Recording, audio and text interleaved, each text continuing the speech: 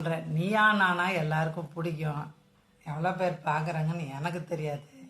நான் நீயா நானா பார்த்து வருஷ கணக்காச்சு. இந்த ட்ரோலுகளை பார்த்து இந்த கன்ட்ராவிலாம் நடக்குதான்னு தெரிஞ்சுக்கிறதோட சரி, அந்த ட்ரோலையும் உருப்படியாக பார்க்க மாட்டேன், தம்ப்நெயில் பார்க்குறதோட சரி. இதுக்கு போட்டியாக கொண்டு வரணும்னு ட்ரை பண்ணிக்கிட்டு ஏதோ ட்ராஜடி நடக்கிற மாதிரி ஆக்ஷனை கொடுக்குறாங்க. பக்காவாக அந்த பையனை செட் பண்ணியிருக்காங்க அவங்க வேணுக்குன்னு. ஒரு பையன் ஒரு அரங்கத்துக்குள்ளே கலந்துக்கிற ஆளோட ஆளாக வந்து சின்னதாக இன்டிசெண்டாக பிஹேவியர் பண்ணாலுமே உடனடியாக அந்த இடத்த விட்டு வெளியேற்றிடுவாங்க, வச்சுக்கிட்டு இருக்க மாட்டாங்க.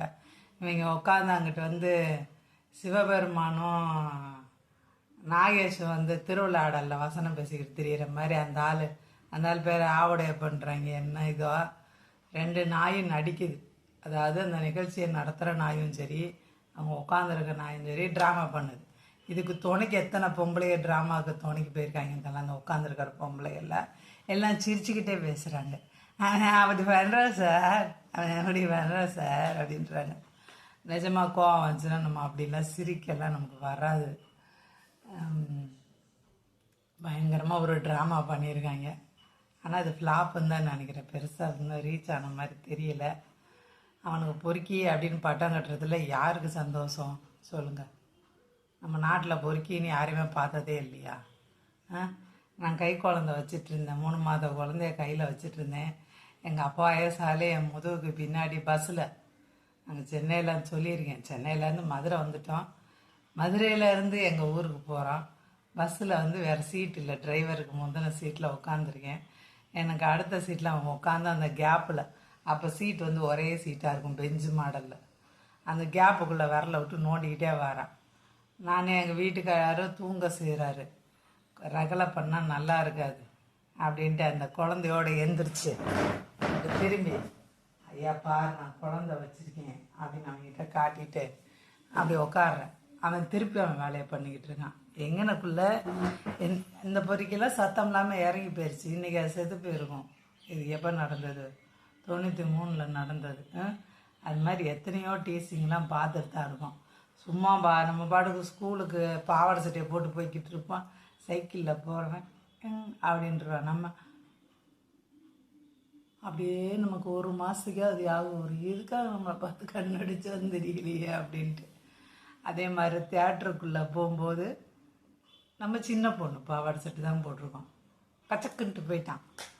அதை நினச்சி எவ்வளோ நாள் வருத்தப்பட்டிருப்போம். இது மாதிரி லைஃப்பில் எவ்வளோ இன்சிடெண்ட்டு இப்படின்ற நேரம் கடந்து போயிடுது. அவன் குற்றவாளியாகவே இல்லை, அவன் யாருக்கிட்டேயுமே அடி வாங்கலை. இந்த மாதிரி எவ்வளோ பொறுக்கிங்க இருக்காங்க. இங்கே ஒரு நிகழ்ச்சி நடத்துகிறாங்க. என்னன்னா பெண்களை இம்ப்ரெஸ் செய்கிறது எப்படி, அவங்க வச்சுருக்கிற தலைப்பே பெண்களை இம்ப்ரெஸ் செய்வது எப்படின்னா, அதுக்கு ஒரு ஏதாவது ஒரு வேணும், கொஞ்சம் சூடு பிடிக்கிற மாதிரி ஒரு விஷயம் வேணும்ன்ட்டு வேணுக்குன்னா ஒருத்தனை எல்லா பொண்ணுங்கிட்டையும் பாட்டு பாட வச்சு வழியை பேச வச்சு ட்ரை பண்ணியிருக்காங்க. அப்போ தான் அந்த டாபிக் சூடு பிடிக்கும் அப்படின்றக்காண்டி இவங்க ட்ராமாவாக அதை ரெடி பண்ணியிருக்காங்க. நம்ம மக்கள் பயில உள்ளதை கூமுட்டை இன்னும் கட்ட வார்த்தைலாம் பேசணும் போல இருக்குது. அவங்க தான் இவங்கன்றதை நிறைய வீடியோ சேனலில் பார்க்க முடியுது. எந்த சேனலுக்கெல்லாம் அதிக லைக்கும் பார்வையும் வருதோ அதெல்லாம் கூமுட்டைங்க பார்க்குற சேனலு, கூமுட்டைங்க விரும்புகிற விஷயங்கள் அப்படின்னு தோணிடுது.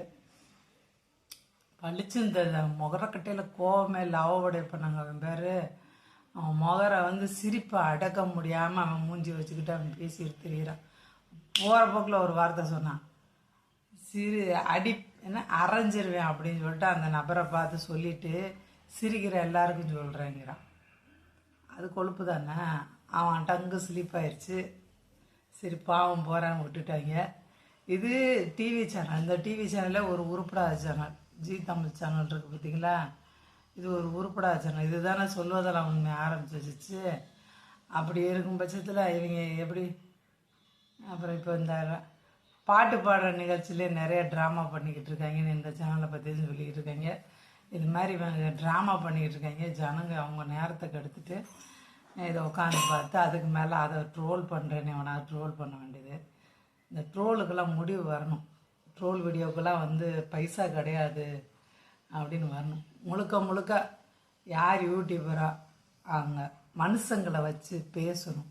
மனுஷங்க தான் அதில் நிறையா நேரத்தை ஃபில் பண்ணி வைக்கணும். ஒரு வீடியோவோட நிறைய நேரத்தை அப்படின்னு வந்தால் தான் யூடியூப்பே உருப்படும். அந்த உருப்படுறதுக்கு யூடியூப்பை ஸ்டெப் எடுத்துகிட்ருக்கு. காலகாலத்தில் இதெல்லாம் நடக்கும்.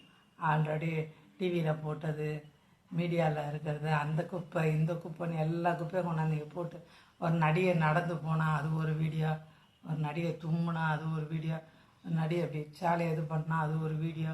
இந்த கன்றாவியில் ஒளியணும். இது பக்கா ட்ராமாங்க. அதில் இருந்த பொண்ணுங்களும் உண்மைக்கே இதெல்லாம் வந்து செட் பண்ணி பண்ணியிருக்காங்க. நல்லா தெரியுது. எல்லா முகரக்கட்டையில் சிரிப்பு பொங்கி வடியுது. நம்ம ரசனை இவ்வளோ சீப்பாக ஆகிடக்கூடாதுங்க. அவ்வளோதான் நான் சொல்லுவேன். பாட்டு பாடுறதுன்றது சுதந்திரம். அந்த காலத்தில் ஒரு பொண்ணை கேலி பண்ணுறதுக்கு பாட்டு தான். ஒரு இஸ்லாமிய பெண் வந்து இஸ்லாமிய ஆண் தானா என்ன அந்த கேலி பண்ண ஆள் முகம் மறந்து போச்சு எனக்கு.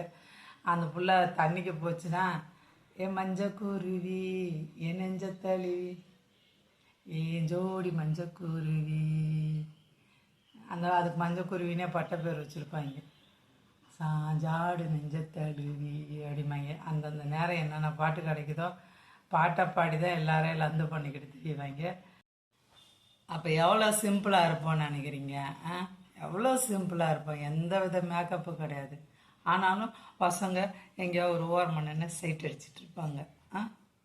இப்போ பாருங்க, ஊர் அலங்காரம், தேவையில்லாத அலங்காரம். அதுவும் கல்யாணங்காட்சியில் அதுங்க பண்ணுற லோலாய் தாங்க முடியல. இவ்வளோ அலங்காரம் எதுக்காக பண்ணுறீங்க? எவனாவது சைட் அடிக்க மாட்டானான்னு தானே பண்ணுறீங்க. உங்களை அழகாக இருக்காங்கன்னு நினைக்கணும். பக்கத்தில் 2-3 பசங்க சேர்ந்துக்கணும், உங்களை பற்றி எதாவது பேசணும். இதுலேருந்து எல்லா சேட்டையும் பண்ணிட்டு அப்புறம் அவன் பேசுகிறேன் இவன் பேசுகிறேன். மொக்கையை சுற்றுங்களேன். யார் பேசுகிறான்?